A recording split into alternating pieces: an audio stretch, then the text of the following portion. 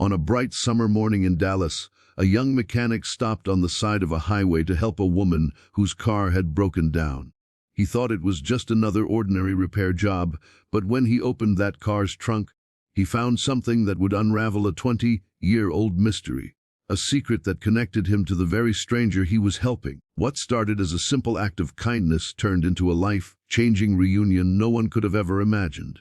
Before we begin this unbelievable true-to-life story, make sure to subscribe to our channel and turn on notifications because our next story might just change the way you see fate forever. The sun had just begun to rise over the sprawling highways of Dallas, Texas, turning the horizon gold. The morning traffic hummed steadily as people rushed to work. Among them was 27-year-old Jack Turner, a small-town mechanic with grease on his hands and a big heart in his chest. Jack ran a little auto repair shop on the edge of town called Turner's Garage, named after his late father who'd taught him everything he knew about fixing engines and building a life through hard work. Jack lived a quiet life. He was humble, honest, and always ready to lend a hand. But beneath that calm exterior was a wound that never healed. The loss of his mother when he was just 6 years old.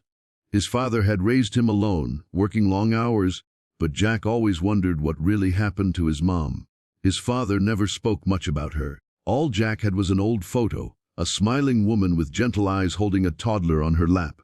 That morning, Jack was on his way to deliver a part to a client when he noticed something unusual on the side of the highway.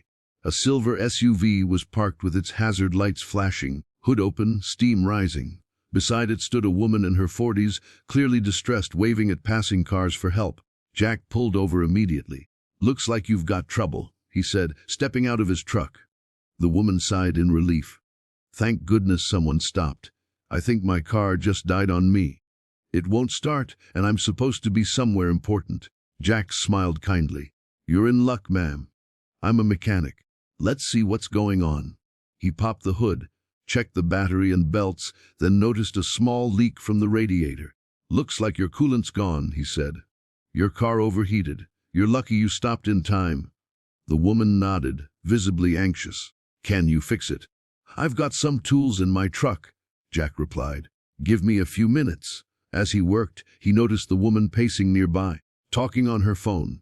Her name was Linda Harris, he learned, after she thanked him for stopping. She said she was on her way to meet someone she'd recently found after years of searching.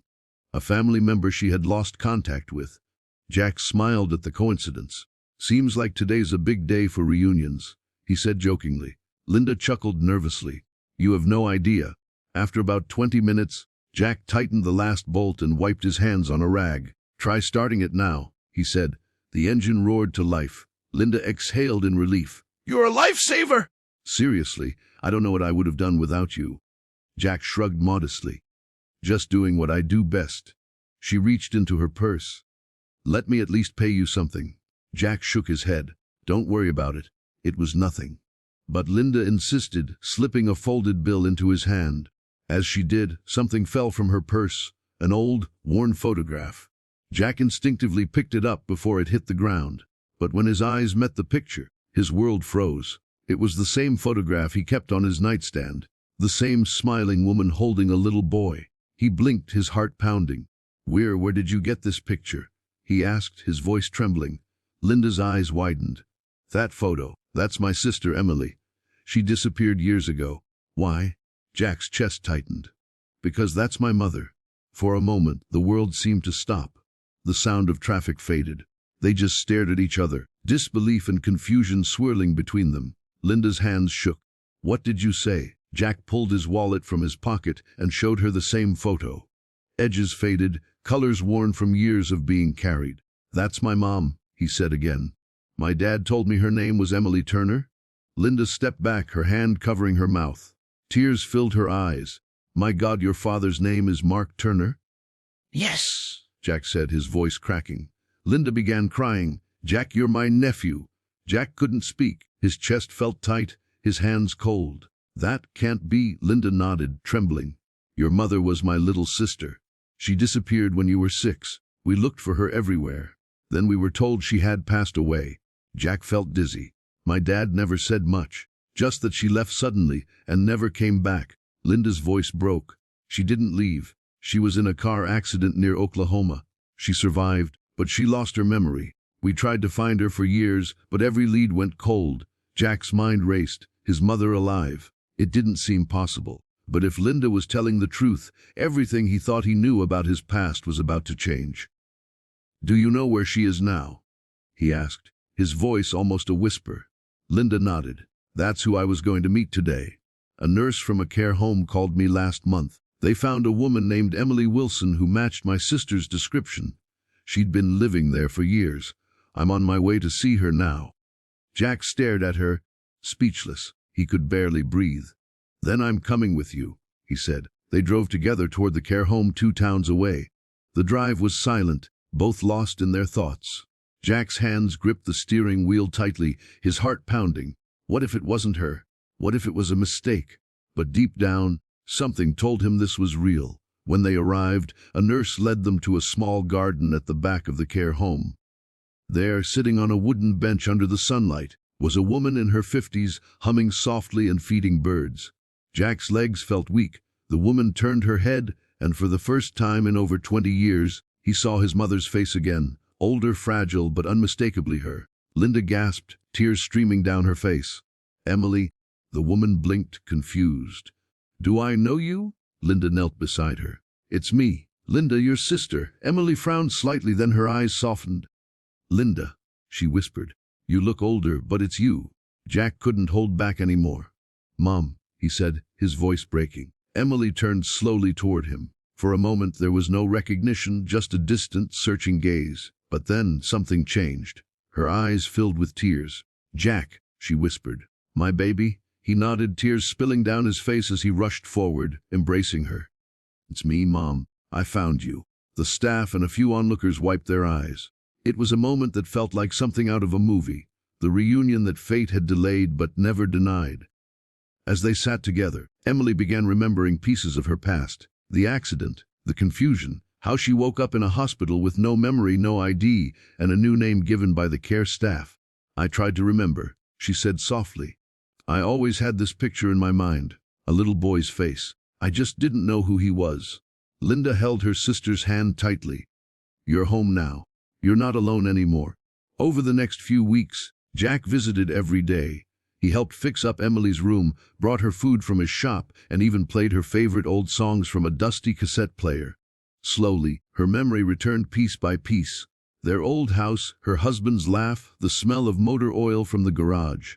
One day as Jack was leaving, Emily said something that made him stop. "Jack, there's something I need to tell you.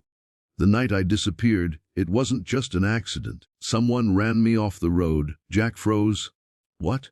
She nodded weakly. "Your father and I, we had problems. There was a man from his business who owed him money. He threatened us. That night, I went to meet him to settle things. He forced me into the car. The next thing I remember is waking up in the hospital." Jack's blood ran cold. "Who was he?" Emily whispered the name. "Richard Kane." Jack's heart pounded. That name was familiar. He'd seen it somewhere before. On business documents in his father's old desk long after his death. Determined to know the truth, Jack started digging. With Linda's help, he discovered that Richard Kane had been his father's old business partner. A man who'd fled town after the accident. He'd changed his name, started a new life somewhere in Arizona. Jack didn't want revenge, but he wanted closure. So, he made a trip to find him. When he finally tracked him down, Richard was an old man living in a small trailer park. When Jack confronted him, Richard broke down. "It was an accident," he said. "I was drunk. I didn't mean to hurt her. I thought she died. I ran because I couldn't live with it." Jack didn't say a word for a long time. Then he simply said, "She's alive, and she forgives you." Richard began to cry. "Thank God," he whispered. Jack left quietly, driving back home as the sun set over the desert. For the first time, he felt at peace. His mother was safe, his family whole again, and the truth finally out. Back in Dallas, life slowly returned to normal. But everything felt different now. Linda moved closer to help care for Emily. The three of them often spent afternoons together laughing, cooking, and catching up on the years they'd lost. Jack reopened Turner's garage with a new sign that read, "Turner & Sons Auto, where every fix has a story." It became more than a business. It became a symbol of second chances, healing, and fate's mysterious ways. One morning, while working under a car, Jack found that old photograph again, the one that had changed everything. He smiled and pinned it on the shop's wall, right above his workbench. A reminder that sometimes life breaks down, just so it can be rebuilt again. That single act of kindness on a Texas highway had given him something no amount of money could buy: his family back. And every time someone came to his shop with a broken car, Jack would smile and say, "Don't worry. Sometimes what's broken just needs the right hands to make it whole again." The customers never knew the full story, but they always left with a feeling that this mechanic's hands carried not just skill, but stories built from love, loss, and the miracles that happen when you stop to help a stranger. Fate works in mysterious ways. Sometimes a simple act of kindness can reconnect a lifetime of lost hearts. Tell me, from which part of the country are you watching this story? Let's see how far kindness and family can travel today.